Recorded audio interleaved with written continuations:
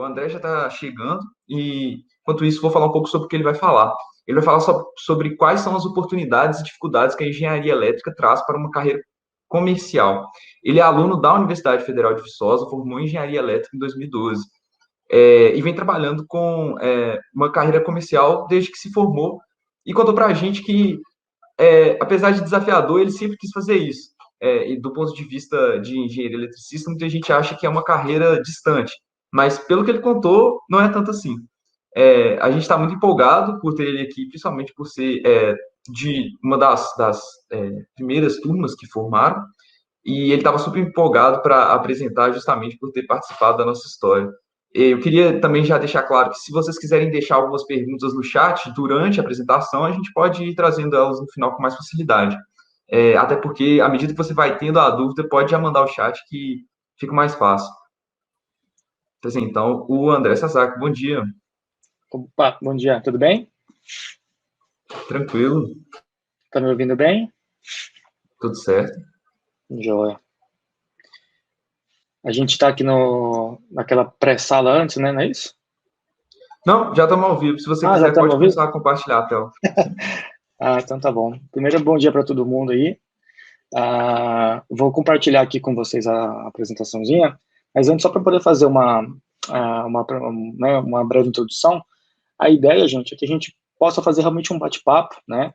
Eu tentei me colocar, se eu tivesse, né, hoje na cadeira de vocês, como que eu gostaria que fosse essa interação, né? E eu acho que eu gostaria muito que fosse uma coisa mais informal, que a gente pudesse tirar as dúvidas, bater um papo, a gente pudesse ter uma situação que fosse mais descontraído, vamos dizer assim, tá? Então, eu vou colocar aqui a apresentação e a gente vai seguindo, tá bom? Perfeito.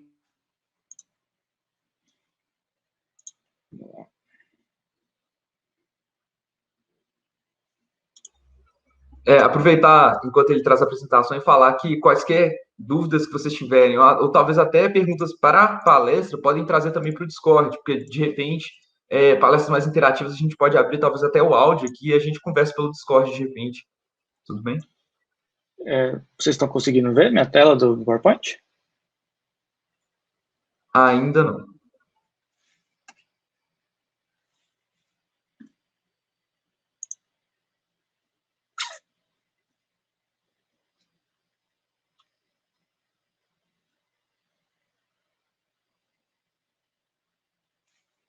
Ué, o que está acontecendo?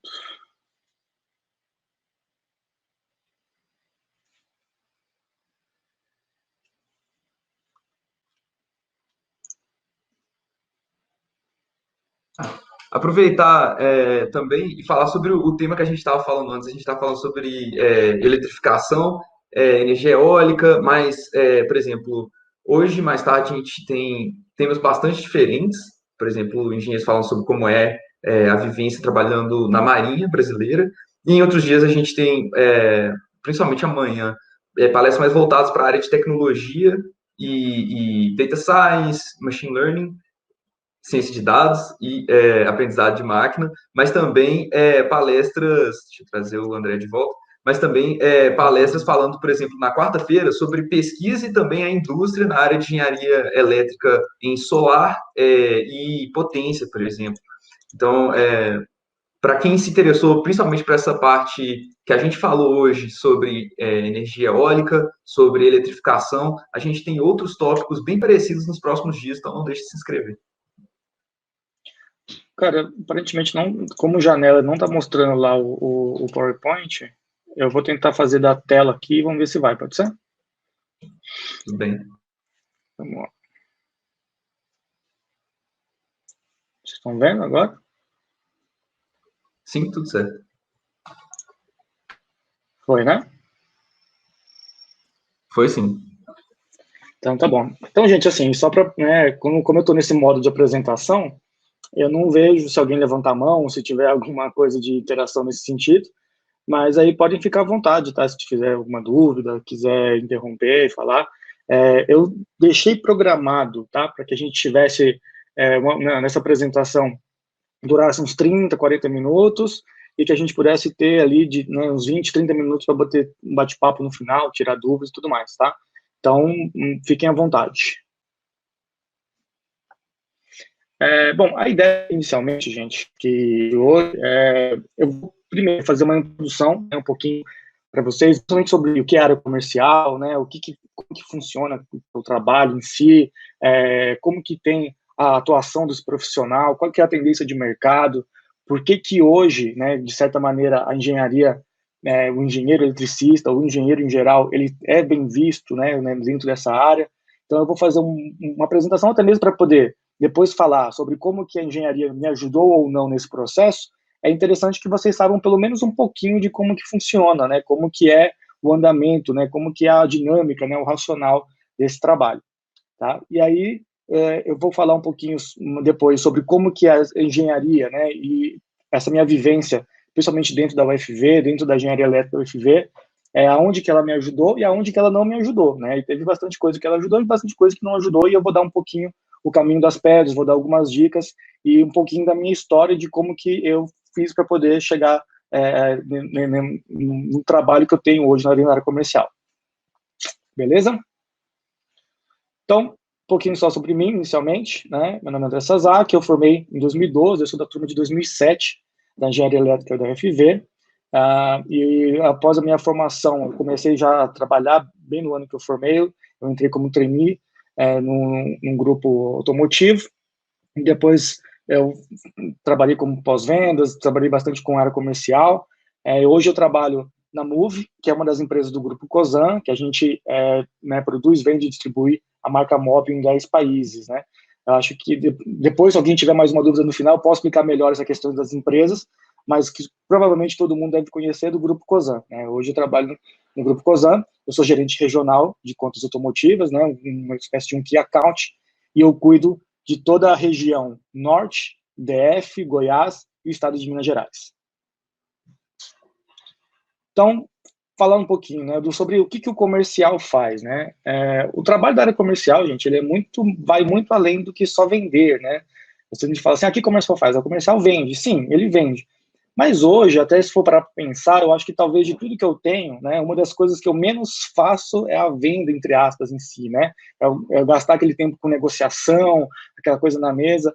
Hoje, a gente tem muita coisa por trás. Eu poderia ter, só sobre isso aqui, ficar um dia, 2 dias, uma semana discutindo sobre as questões comerciais, de como que funciona, estratégia e tudo mais, mas eu peguei mais ou menos 4 pilares que eu acho que são importantes para a gente poder falar um pouquinho, e eu vou fazer algumas referências sobre isso com a minha vida na UFV, e depois a gente vai falando um pouquinho sobre como que teve essa interação junto com a engenharia elétrica, tá bom? Então, vamos lá para o primeiro, né? É o relacionamento com o cliente, né? Claro, é um dos pilares, né, da área comercial. Você sim vai ter um contato com o cliente direto. É uma responsabilidade realmente do setor comercial e que você entenda o melhor approach que você tem com o seu cliente, né? Ou seja, a melhor forma de abordagem, né? E isso passa por todas as esferas, né? Quem nunca, por exemplo, foi às vezes em uma loja e se sentiu incomodado, por exemplo, com um assédio, né, de um vendedor que, quando você tocava em alguma coisa, ele surgia do nada, posso te ajudar, aquela coisa toda, né, e você se sentia desconfortável, né? Então, assim, e já existem algumas lojas, não sei se vocês já viram, que, por exemplo, lá tem uma cestinha verde e uma cestinha vermelha, né? Se você tiver com a cestinha verde, você quer dizer que você, né, pode ser abordado por alguém. Se você tiver com a cestinha vermelha, por exemplo, você está falando para quem está te vendo que, não, hoje eu quero fazer compra sozinho, né? E por quê? Porque isso é uma responsabilidade, vamos dizer assim, da área comercial. Você entender como que é a melhor forma de abordagem do seu cliente, né? Então, existem algumas coisas que a gente chama de personas, né? Que é você fazer o entendimento de como que funciona o perfil desse cliente seu. E aí, claro, vai ter diversas variações, né? Dentro de diversos canais. E igual eu coloco aqui, né? O B2B, o B2C, né? Ou seja, se você faz a venda, né, no B2B, que é o que eu trabalho hoje, que é para empresas, né, business to business, então, ou se você vai fazer para um cliente, para um consumidor final, você vai estar vendendo para uma pessoa física, né? São abordagens claramente diferentes. Se você vai para um varejo ou você vai para um atacado, né? Se você tem um trabalho de relação de parcerias ou de key account, que é o que eu faço hoje, e aí só para vocês entenderem, né? Como que funciona, por exemplo, normalmente um key account, né? Por que ele é diferente, né? Dependendo do modelo de atuação. Para pegar um exemplo, para ficar mais fácil para vocês entenderem, eu vou pegar um exemplo mais comum do dia a dia, para, né, que fique mais fácil. Por exemplo, se você for pegar a Volkswagen, né? A Volkswagen, ela produz, né, carros, né, veículos automotivos, e aí ela tem as concessionárias, por exemplo, de carro, que são os distribuidores dela pelo país. Então, se você quer comprar um carro, você vai na concessionária da Volkswagen comprar, não é isso? Mas, você acha que a Localiza, por exemplo, ela compra de uma concessionária? Não, a Localiza não vai comprar de uma concessionária. A Movida, né, a Unidas, essas grandes locadoras, eles não compram, né, de uma concessionária. Eles negociam direto com a fábrica, né, eles negociam direto com a Volkswagen, direto com a Fiat, com a Ford, com a Chevrolet. Então, esse é um pouquinho do papel que eu faço. Existem alguns clientes que eles são grandes o suficientes, que eles, em tese, são maiores do que a necessidade do distribuidor. Eles têm que ser atendidos diretamente pela matriz. Tá? E aí, quando você faz esse tipo de atendimento, é que é chamado de Key Account. Só para vocês poderem, tá, gente? Eu coloquei algumas palavras aqui, que vocês podem ver, soft skills, hard skills. Não vou me interar muito sobre isso, não, assim, tá? Não vou ficar forçando sobre isso. Só para vocês entenderem e saberem que existem em algum lugar, saber que pode procurar ou saber sobre, tá? Hard skills são habilidades mais técnicas, vamos dizer assim, que você pode adquirir através de um curso, de um treinamento, de uma faculdade, alguma coisa desse tipo. E os soft skills são habilidades mais sociais, vamos dizer assim, de certa maneira, né, que independem de um treinamento. Por exemplo, proatividade, né, você ser proativo. Todo mundo sabe que é super bom e tal, mas ela é uma soft skill, né, você não vai ter um treinamento exatamente para poder ser uma pessoa proativa, tá? E aí eu coloquei só para vocês terem uma ideia de que isso existe, tá? E de que se quiserem, né, depois, por exemplo, processos seletivos e ter isso na manga para poder usar, né, como argumentação, talvez seja legal. E aí, trazendo um pouquinho para a minha vida dentro da engenharia elétrica, vocês conhecem esse símbolo aqui da dielétrica antigo, né? Eu vi que hoje já mudou, mas, por exemplo, eu fui, né, no diretor de marketing da dielétrica há muito tempo atrás, e lá, por exemplo, querendo ou não, para algumas coisas que a gente teve que fazer, eu tinha que ter uma interação com o cliente, né, que de certa maneira óbvio, mudava totalmente do que eu tenho hoje, mas é uma coisa diferente, né, sai um pouquinho daquela bolha que a gente vive dentro dos cálculos e tudo mais, né.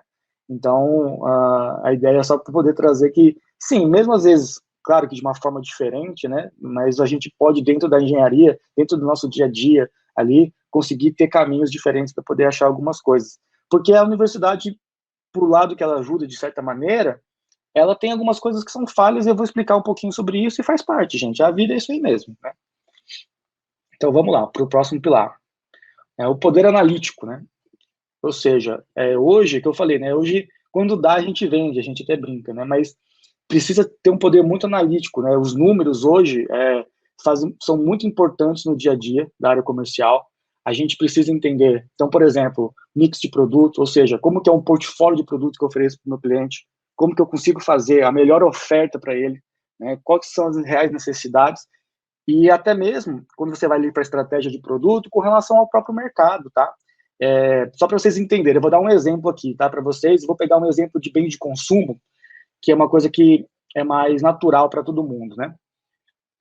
Alguém já ouviu falar de um refrigerante chamado Simba? Já ouviu falar? Alguém, será? Não sei se o Estou Alexandre já esperando ouviu alguém falar. interagir aqui no chat, mas eu pessoalmente não. O Simba, gente, é um refrigerante, um guaraná, vamos dizer assim, bem mais barato, né, de segunda linha quase, vamos dizer. E quem que é dono do Simba? A Coca-Cola, né? Só que a Coca-Cola nem quer que você saiba que ela é dona do Simba. Mas, por exemplo, só para vocês entenderem essa questão de estratégia de produto, por exemplo, a Coca-Cola ela usa o Simba para poder balizar e deixar a Itubaína, que aí sim é do concorrente, né, da Brasil Kirin, com um preço um pouco mais baixo. Por quê? A Coca-Cola tem um preço muito mais alto, concorda? Hoje você vai, ela é o refrigerante mais caro que tem no mercado. Então, se não tiver um concorrente intermediário que consiga balizar, e a Itubaína consegue subir o preço, consegue ganhar dinheiro, consegue crescer e consegue incomodar mais. Então, eles lançam um produto onde, por exemplo, se a Itubaína está R$7, o Simba vai estar R$6,50, entendeu? Para poder forçar e ir jogando para baixo, para poder fazer com que você tenha essa disparidade e consiga, inclusive, passar a percepção, por exemplo, de que existe realmente uma distância grande dos produtos e o produto é melhor, tá? Então, isso, por exemplo, é uma estratégia de produto que existe. A rentabilidade, né? Você precisa, e é uma responsabilidade do setor comercial, que você tenha uma venda saudável para a empresa, né? Então, você precisa analisar como que é o frete, como que é o custo de produção, como que está a margem unitária daquele produto, qual que é a contribuição que vai deixar, se ele está dentro da estratégia né, de mercado, né, de posicionamento de mercado, tá? Então, isso ele é muito importante, a gente usa isso muito no dia a dia, e eu falo que talvez isso aqui, essa parte do poder analítico, ela seja hoje a maior parte do meu dia a dia, tá? O que a gente mais faz, caiu um negócio aqui, fica analisando esses números, né, para saber se os dados estão coerentes, se as coisas estão acontecendo da forma que deveriam acontecer, tá? Vamos para o próximo. E aqui, gente, uma curiosidade. Não sei se você consegue, Alexandre, você consegue conhecer alguém nessa foto? Eu tô achando que ali é o professor Alexandre Brandão, vulgo Timóteo, Isso mesmo, é o Timóteo. em cima da bandeira. Exatamente. Isso aqui, gente, foi um evento, né? Foi o Lars, que era acho que é o Simpósio Latino-Americano de Robótica, que foi em São João del Rei, que a gente participou de uma competição de futebol de robô. E aí, o que eu falei, né, colocando ali a questão, fazendo uma comparação de poder analítico, né, porque era 5 pessoas com projetos totalmente diferentes, analisando dados totalmente diferentes com um bem comum, que era tentar fazer o jogo de futebol e ganhar o jogo, né, e é mais ou menos isso que acontece no nosso dia a dia dentro da empresa, né, são pessoas analisando coisas totalmente diferentes, colocando, né, seus esforços em frentes diferentes, mas com um objetivo comum, que é você, no final do dia, vencer a concorrência, entre aspas, né, então, só para poder fazer uma ligação. E aí o Timóteo aí tá novinho aí, todo mundo com carinho de novo. Inclusive, um dos que estão aí, que é o Joe, cara, ele tá hoje lá na Microsoft, nos Estados Unidos, é um cara genial, assim, muito, muito, muito bom. E aí, sobre estratégia, né? E aí fala assim, pô, né, mas você falou de estratégia lá no passado? Sim, e aí eu vou explicar um pouquinho para vocês que existem ainda diferentes estratégias. Porque uma coisa, gente, é a estratégia que tem dentro de um mercado, dentro de uma concorrência, né, dentro do que eu falei, igual que eu coloquei aquele caso do Simba e etc. E aqui eu falo uma estratégia onde a área comercial ela é responsável por conseguir dar o guidance que a empresa coloca para você poder vender o que a empresa precisa que você venda, tá? Então, eu vou dar um exemplo real do meu dia a dia de hoje. Houve uma nevasca muito grande lá nos Estados Unidos, né, em Houston, se não me engano, que é onde a gente tem, né, junto com a ExxonMobil, que é o nosso principal parceiro, que nós somos a Mobil aqui no Brasil e alguns outros países, e a gente teve uma restrição muito grande de um certo tipo de produto, né? E esse produto ele tinha uma representatividade até grande dentro dos meus clientes. Então chegou todos esses dados para a gente, e aí a gente teve uma outra bate-papo, uma outra reunião estratégica dentro da companhia para poder entender como que agora eu consigo pegar e migrar esse cliente para um outro tipo de produto, né, que seja inclusive um pouco melhor ou um pouco mais caro. Qual vai ser a nossa estratégia? Porque eu preciso agora migrar o foco de um cliente de um produto para o outro para poder fazer o que a empresa precisa que venda, porque senão a gente ia ter um problema de falta de produto em um certo tipo de mercado e perderíamos a venda para a concorrência, e ao mesmo tempo a gente tem que estar trazendo esse cliente sempre para perto, a gente não pode deixar com que o concorrente entre dentro desse cliente. Então isso é uma das coisas que é importante para a gente poder fazer, para a gente poder ter, para fazer realmente o que é preciso, né? E aí eu coloquei aqui como essa foto, que não sei se vocês sabem, mas esse foi o primeiro ano do Pressão, né, que nós fomos, né, campeões da Nico Lopes, e aí eu falo que de estratégia bem sucedida, essa é uma das melhores que eu já fiz na minha vida e participei. Foram 2 anos seguidos que nós somos campeões da Nico Lopes, e o que a gente fez? Foi exatamente isso. O que a Nico Lopes precisa? Ela quer que fale sobre tal tema, cria 2 músicas sobre aquele tema, faz alguma coisa, mas o que foi tão legal e importante, gente, sobre isso aqui? A gente conseguiu entender de uma maneira mais legal possível o quanto é poderoso quando toda a engenharia elétrica se uniu. Quando todo mundo se uniu dentro de um mesmo foco, que era poder, não tinha mais calor veterano, não tinha diferença de anos, a gente conseguiu criar uma identidade muito forte. Então, o Pressão foi muito importante, e assim, eu sempre uso como uma estratégia bem sucedida por conta disso. Nunca para pensar, dentro até dos próprios cursos dentro da faculdade, a engenharia elétrica não era um curso notável, vamos dizer assim, de tanta gente, igual agronomia, por exemplo, etc. Mas a união, a estratégia bem feita, né, as pessoas colocando todo o seu esforço naquilo em conjunto, fez com que a gente fosse campeão 2 vezes seguidas. Então, é pressão, gente, mantenha essa tradição. E aí, sobre o valor agregado, né? Isso é muito importante. O valor agregado de uma companhia é o que traz para a gente que eu digo assim, né, para a companhia, né, para a empresa, uma visão de longo prazo, né? É o que quando você fala hoje, vamos comprar a Apple, quanto que vale a Apple? É difícil mensurar, né? Apesar de que você tenha, né, alguns trabalhos com isso, né, até mesmo de brand equity, né, então, assim, você pode tentar fazer previsões, mas é muito difícil, porque quanto vale o poder de uma marca, né, quanto que vale uma Coca-Cola, uma Apple, né, uma Tesla, é difícil, né, então isso é muito importante, e é muito importante que a área comercial suporte, junto com a gestão de receita, junto com pricing, né, e marketing, isso dentro de uma forma com que você tenha uma coerência dentro do mercado. Então, por exemplo, se você for no Carrefour, aí você abre lá na garrafa, lá, tem a Coca-Cola, sei lá, R$ 7, e outros produtos, sei lá, uma Itubaína a 10. Tá errado, né? Tá esquisito, na é verdade? Você fala, ué, a Coca-Cola tá falindo, né? Então, assim, não é bem isso, né? O valor, né, agregado é o que faz com que tenha a perenidade da situação, com que isso seja de longa data, que você consiga ter algo que você não consegue mensurar, né, quanto que custa, né, a diferença de valor e preço, né? Então, isso é muito importante, e você fazer o posicionamento correto dentro disso, que é uma responsabilidade da área comercial também, faz com que você tenha a companhia no lugar correto, né? E aí eu coloco, né, são os meus melhores amigos, que todo mundo que estava ali naquela fotinha aqui, eu falei, todo mundo engenheiro eletricista, todos esses também são, e esses são os que são os meus melhores amigos, somos todos padrinhos de casamento, a gente teve essa união e permanece até hoje. Então, é aquela diferença de valor e preço, e fazendo essa comparativa para vocês. E aí, gente, eu vou falar para vocês um pouquinho por que teve essa mudança, né, desse antigo perfil de um vendedor, né, ou de vou tirar até para do vendedor, mas de alguém que trabalha numa área comercial para o novo, né? Esse aqui é o perfil antigo, né? É o senhor que a gente fala, é o cara que vendia com gogó, né? É o cara aquele cara que todo mundo já conheceu alguém na vida, que é cheio de história, que fala bem, tenta levar todo mundo na lábia, né?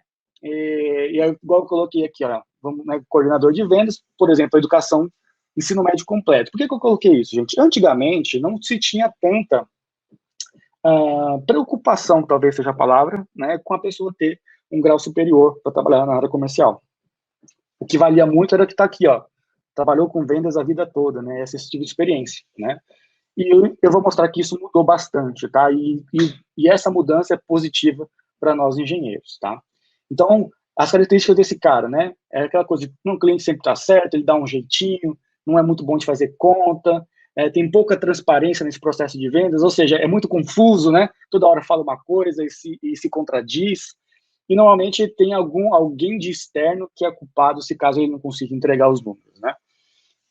E como que é hoje em dia, né? Como que é esse novo perfil, né? O perfil novo de uma pessoa que trabalha nessa área comercial.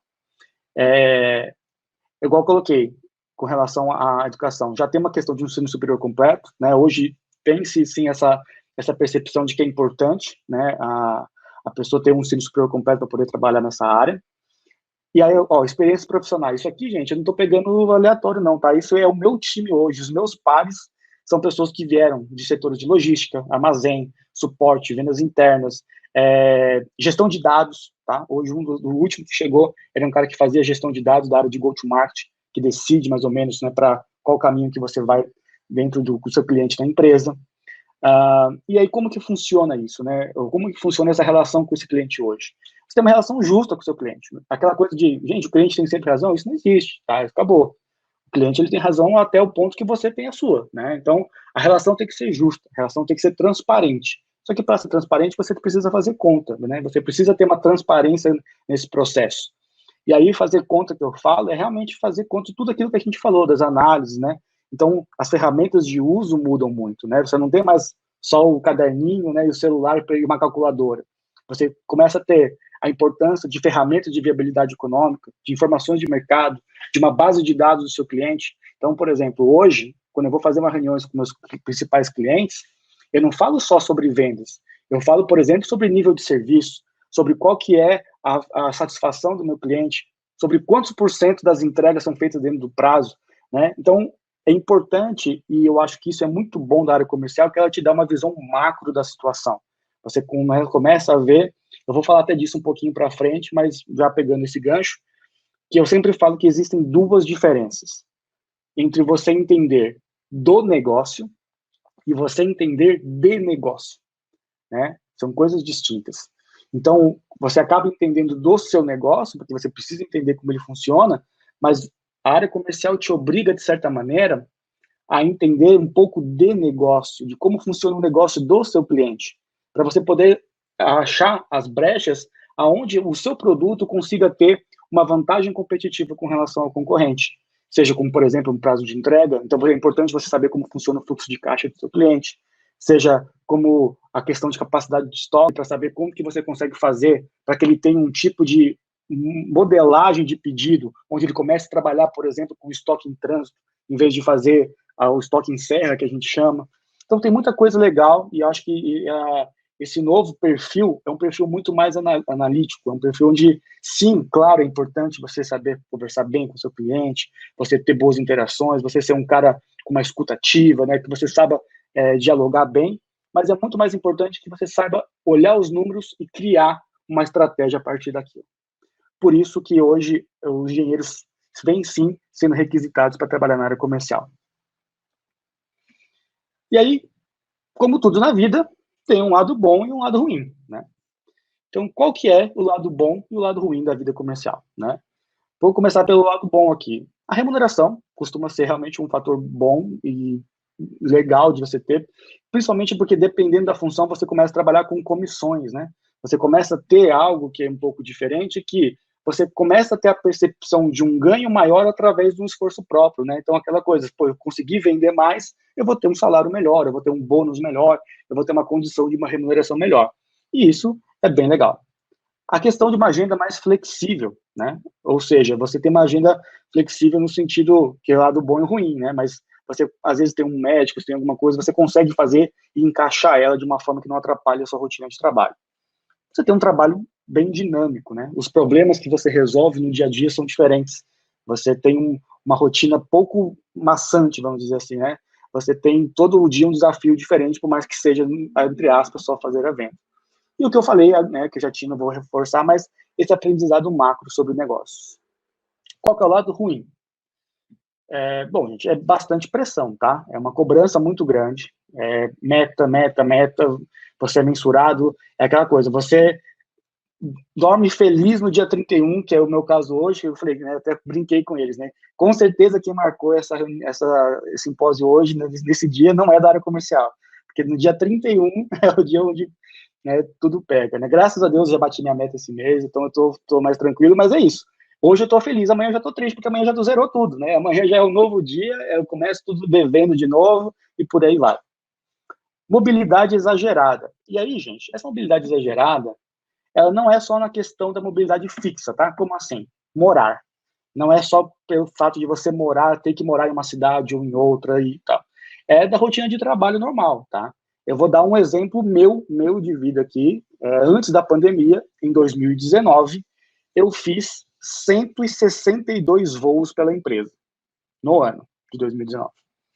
Então, né, você pegar né, o tanto de dias que tem no ano, né, 162 voos é muita coisa, né? Praticamente dia sim, dia não, eu estava dentro de um avião.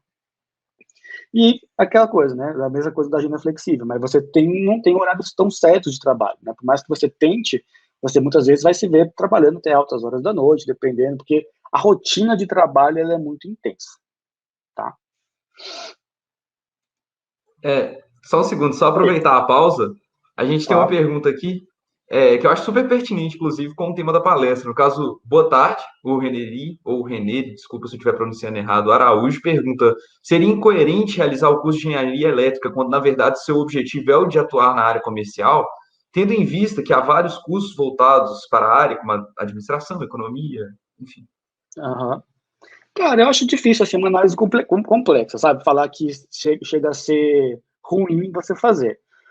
O que eu te falo, assim, claro, com relação se você tem realmente um interesse muito grande na área comercial, com relação à bagagem, né, que você vai ter de cálculos e tudo mais, você vai matar a bazuca com formiga, isso sim é verdade, tá? Mas, assim, é igual eu falei, gente, eu vou mostrar para frente que a engenharia, sim, ela te proporciona, tá, algumas coisas. É porque a engenharia elétrica, ela é uma engenharia muito técnica, né? É uma engenharia muito puxada, muito pesada, e eu vou falar o seguinte, eu tenho mais para frente um tópico só sobre isso, eu vou falar um pouquinho, e aí ele me responde se eu vou responder a pergunta dele ou não, pode ser? Perfeito. Porque aí a gente não come a palestra por enquanto, tá bom? Então, e aqui, gente, 6 dicas para quem quer trabalhar na área comercial.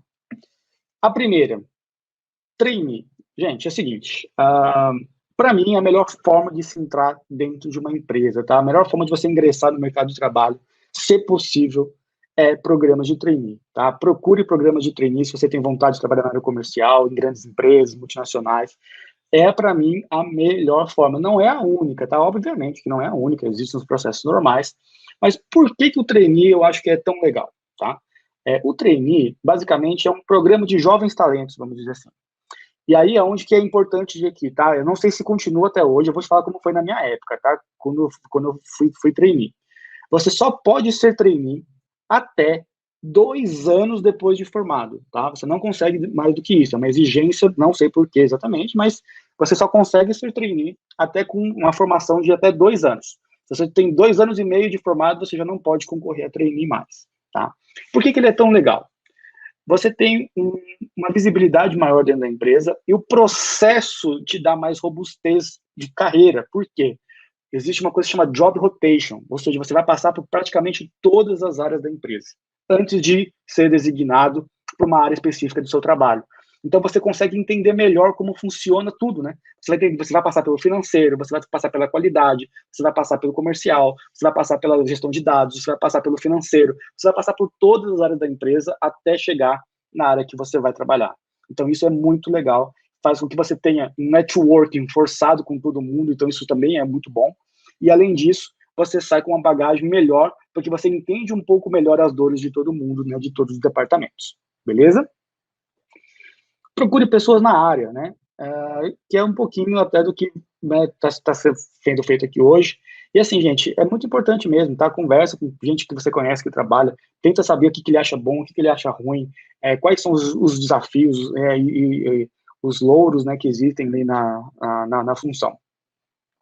Se você tem essa vontade, procura, de certa maneira, né, uma experiência na área de alguma forma, né? Não, tenta viver alguma rotina comercial, né, para ver se você gosta.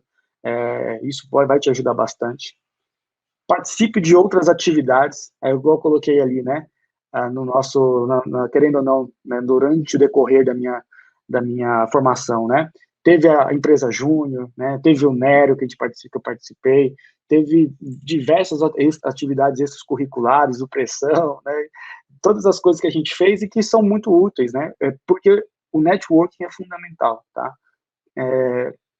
Trabalhem o networking de vocês, tenha isso sempre em mente, tá? É muito útil. Idiomas. Gente, não é mandatório, em alguns casos sim, tá?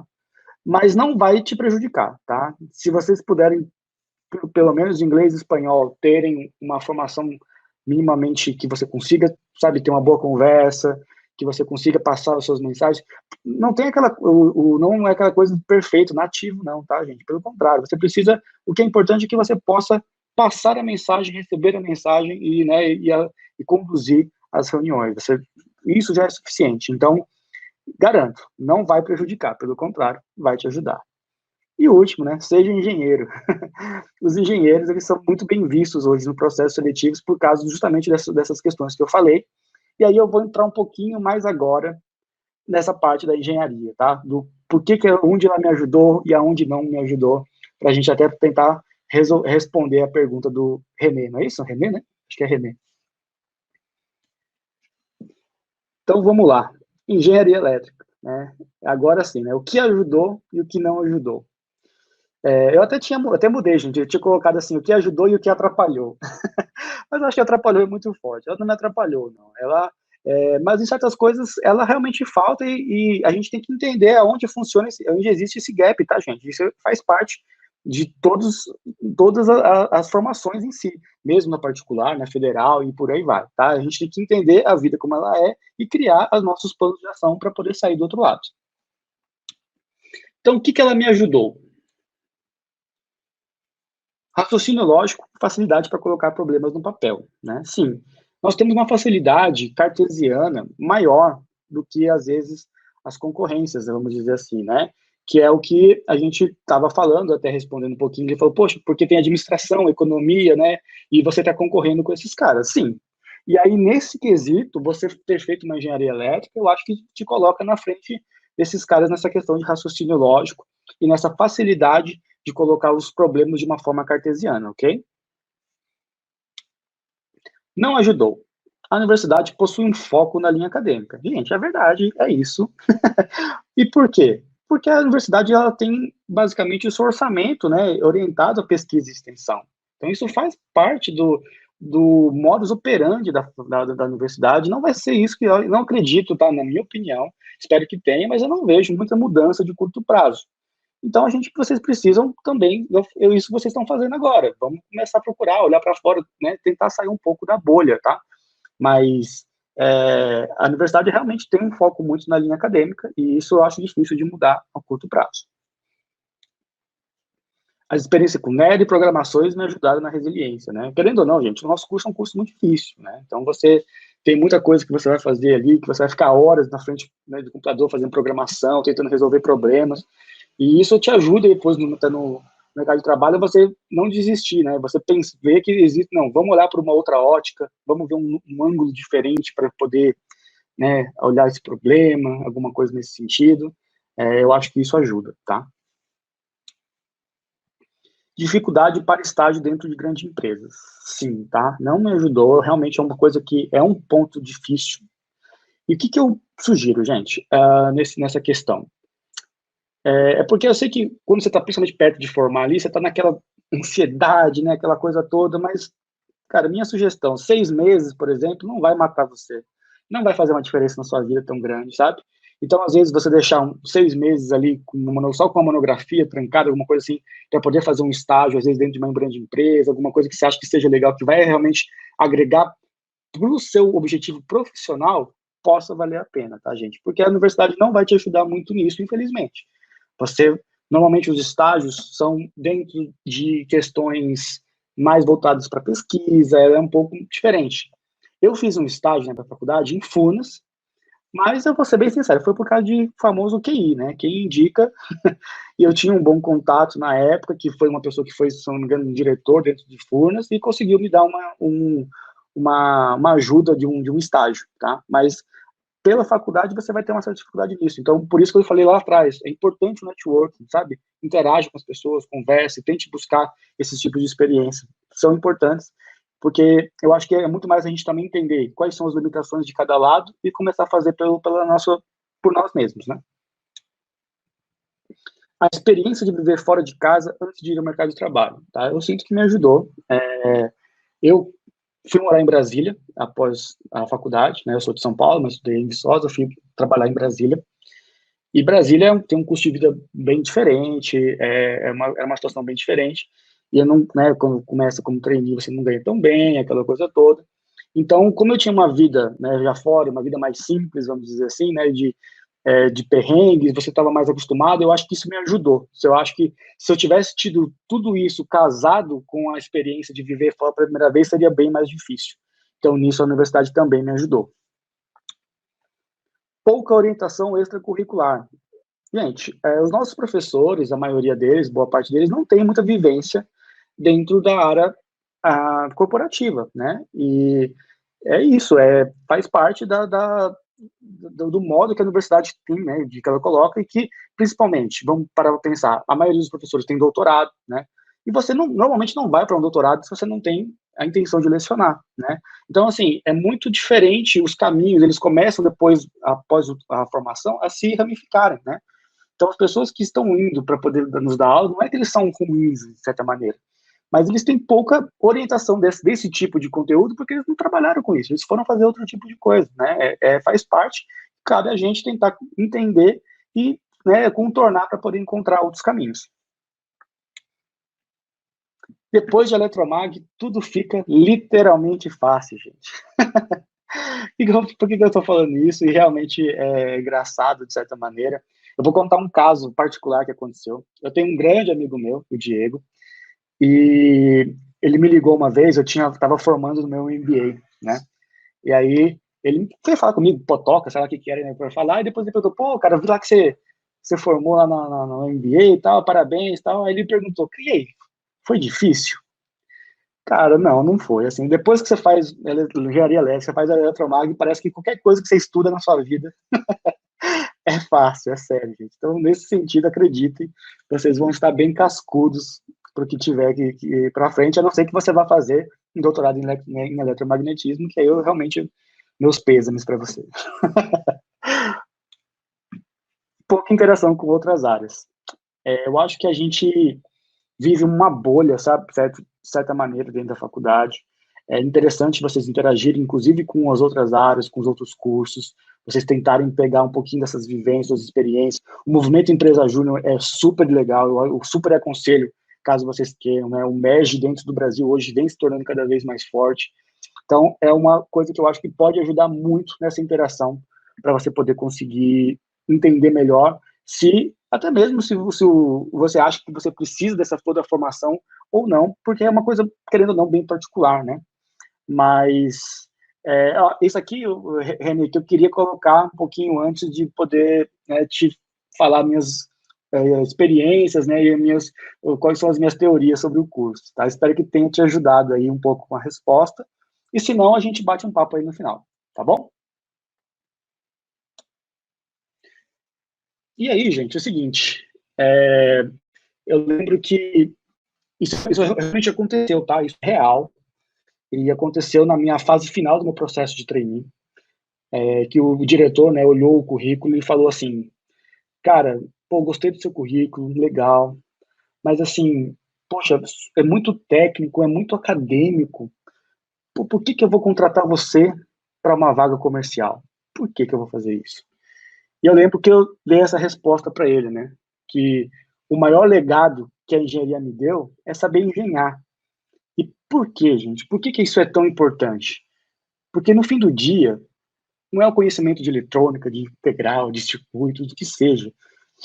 No final do dia, galera, o que a empresa precisa são de pessoas que resolvam problemas. E nisso eu te garanto, vocês são os melhores. Obrigado, gente. É isso. Parabéns. O pessoal até mandou aqui, eu tinha apresentado, mas não quis interromper. Agradeceram, falaram que você é extremamente articulado, sensato, e muito obrigado pela contribuição, bastante inspirador. Muita gente concordando também e rindo que depois de Eletromag realmente vai ficando mais fácil, que é coisa de doido. E o René respondeu aqui, disse muito obrigado, que está respondido sim. Eu queria deixar aqui aberto por perguntas, a gente vai conversando aqui um pouco enquanto chegar as últimas perguntas, agradecer a participação de todos.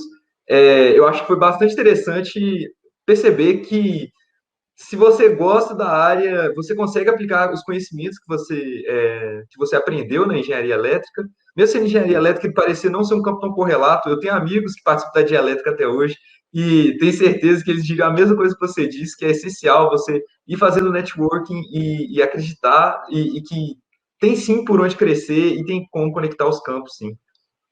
Sim, é O pessoal está exatamente isso. agradecendo aí. E é isso, gente. Assim, a minha mensagem é que, tipo, é porque eu tive essa dúvida, tá? Durante o curso, inclusive. Poxa, será que vale eu sofrer isso tudo que eu estou sofrendo, né? Aquela coisa toda, porque hoje, pô, eu me considero que eu estou numa situação legal, estou com um emprego que eu gosto, mas eu sofri muito, gente, tá? Eu tomei, olha só, uma coisa para vocês, se eu levantei a moral de vocês ontem, de que vocês podem, agora eu vou levantar mais ainda. Eu fiz 3 vezes ELT 190. Oh, para quem não é da... principal introdução é a engenharia elétrica, cara. Exatamente. Para quem não é da UFV aí, é o de 190, é a disciplina introdutória, às vezes é 101, 100, mas seria a disciplina que introduz o campus mesmo e fala sobre o que é o curso. Geralmente não tem as partes mais técnicas, mas muitas vezes, dependendo do professor, pode ter sim uma prova, pode ter, Não, mas às vezes, a presença. foi vagabundagem mesmo. Entendi. Mas, enfim, Ó, tá aí. acho que ele falou que tem uma pergunta aí. Exato. Ele trouxe aqui mais uma pergunta, André. O seu desejo de vocação para a área comercial sempre existiu ou foi se desenvolvendo no decorrer do curso? Queria aproveitar para adicionar que eu tenho amigos, por exemplo, que foram desenvolvendo aí interesse por empreendedorismo e comercial, então eu queria Sim. saber também. Não, foi desenvolvendo ao longo do curso. Quando, até, assim, na verdade, gente, quando a gente tem 18 anos ali, né, que vai fazer o vestibular, a gente não sabe muito bem o que a gente quer mesmo, né? Aquela coisa, né, normalmente você gosta de matemática, você é bom em matemática e física e aquela coisa toda.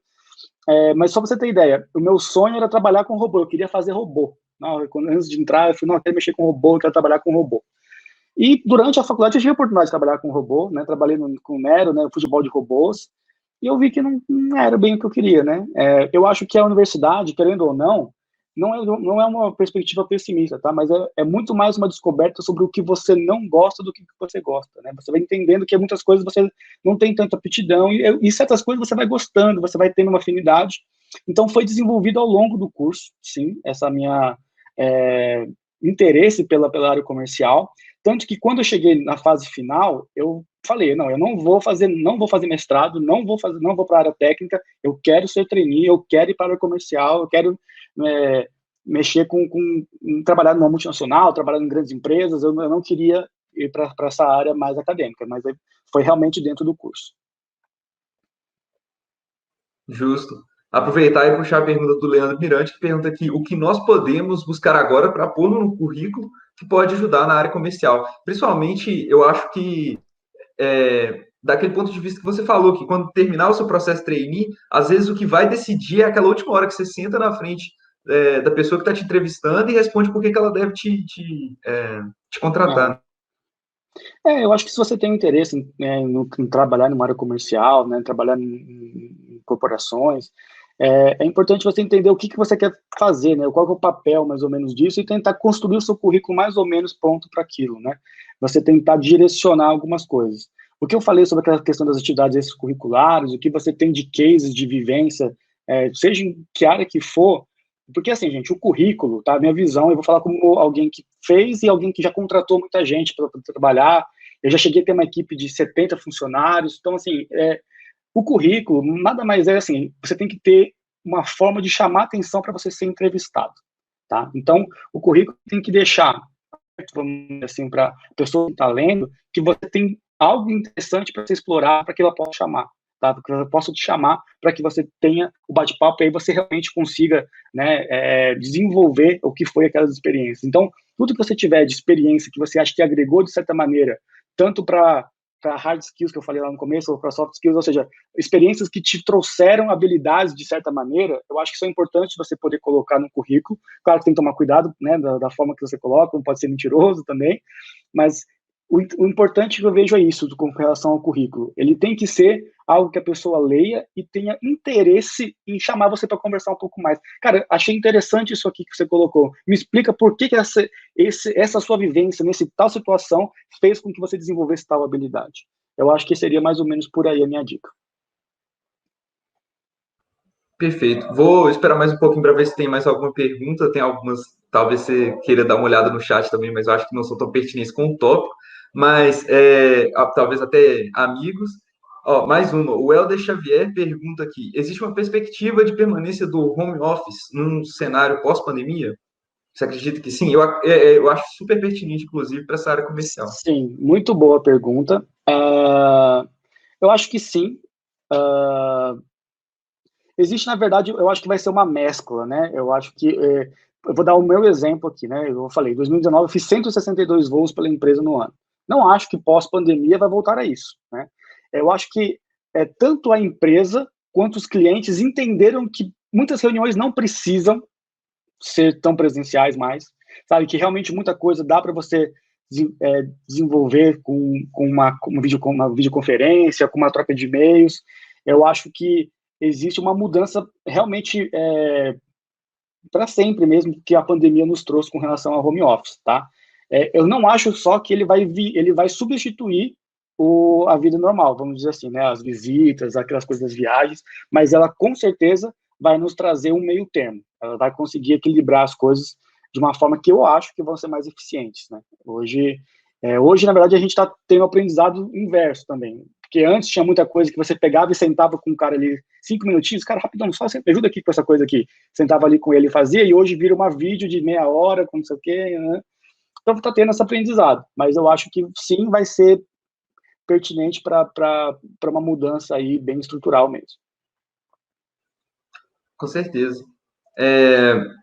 A gente tem aqui mais uns 2 minutinhos, vou deixar aqui aberto, mas queria agradecer já, porque eu acho que você foi uma das poucas pessoas que a gente conseguiu contatar, que respondeu nessa área comercial. O pessoal tem uma agenda muito apertada, você também, e agradeço bastante por ter participado, porque muita gente se interessou por esse tópico, porque a gente sabe que o perfil da pessoa que entra em engenharia elétrica, muitas vezes, bem variado, e o curso é generalista e oferece bastante oportunidades, então é interessante é, analisar como se especializar em um mercado que exige bagagem profissional, mesmo que às vezes isso seja difícil de acessar do seu ponto de vista.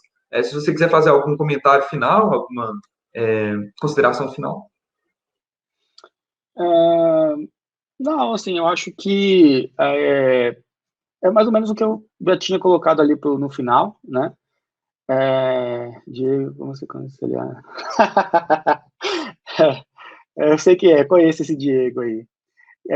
Cara, a gente conciliava os estudos com a nossa vida social de uma maneira bem equilibrada. A gente normalmente saía de terça a sábado e às vezes domingo não, e às vezes domingo sim. Era bem equilibrado, assim. A gente conseguia ter bastante equilíbrio na nossa vida.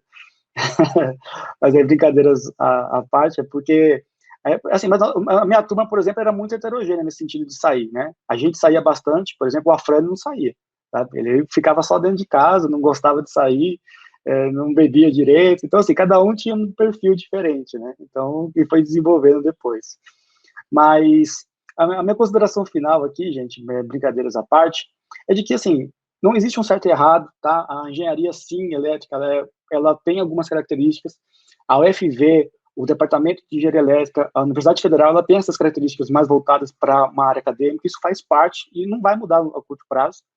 Mas se você acredita, né, que isso, igual eu falei, você pode tirar muita coisa boa também disso, tá? Porque no final do dia é aquilo que eu falei, as empresas precisam de pessoas que resolvam problemas, né? E nisso nós somos muito bons, os engenheiros vivem disso, nós somos pessoas que resolvem problemas, tá?